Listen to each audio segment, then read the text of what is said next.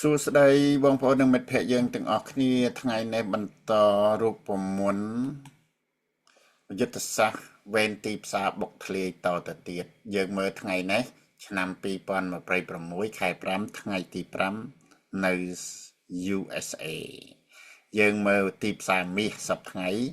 យើងមើលមាសពេលតែទីផ្សារបែកមកវានៅរេរដល់តែពេលចូលមកដល់ម៉ោងអាស៊ីវាបុកឡើងហើយក៏វាធ្លាយចុះមកវិញទៅឡើងទៅដល់កម្ពស់វាធ្លាយចុះមកវិញហើយវាបន្តឡើងចុះឡើងមកដល់ម៉ោង London ដល់ពេលម៉ោង London ក៏វាបន្តចុះ 50% ទៀតលើ 50% ទៅដល់ម៉ោងNew York ក៏វាឡើងទៅដល់ New York ពេល New York បែកមកក៏បុកឡើងហើយដល់ពេលជិតដល់ម៉ោងបាយនៅ New York គឺវាបន្តចុះមកវិញនេះគឺមាសដែលសកម្មភាពសប្តាហ៍ថ្ងៃដូច្នេះសូមឲ្យបងប្អូនយើងតាមដានពីភាគទីផ្សារបន្តទៅទៀត Trader មានន័យថាថែមពេលវេលា risk អាហានិភ័យ analysis យើងចេះពីភាគdiscipline គឺវិន័យ emotion គឺអារម្មណ៍ reward គឺបានទទួលរង្វាន់ឬក៏អស់រង្វាន់ដូច្នេះយើង trader វាមានអីគេ90បានន័យថា90អស់មនុស្សទាំងអស់នៅក្នុងក្រោមមេឃលើដីគឺជាអ្នក trade ធម្មតាដែលខាតលុយហើយ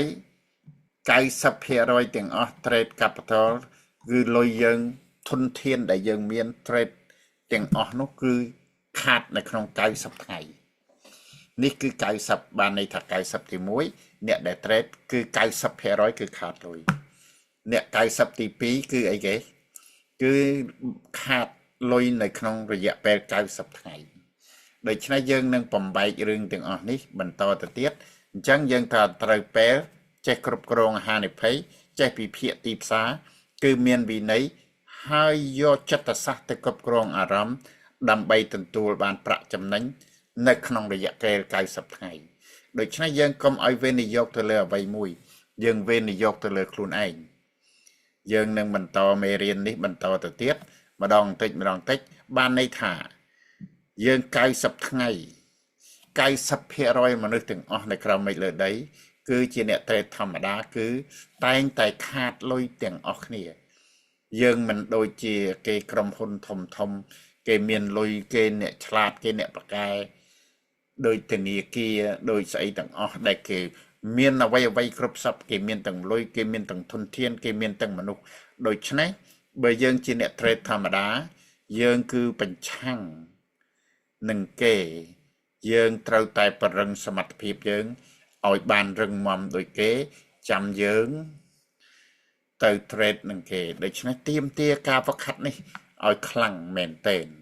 យើងនឹងបំបែកចិត្តសាស្ត្រនេះម្ដងតិចទៅទៀតសូមអរគុណសូមជម្រាបលាបាយ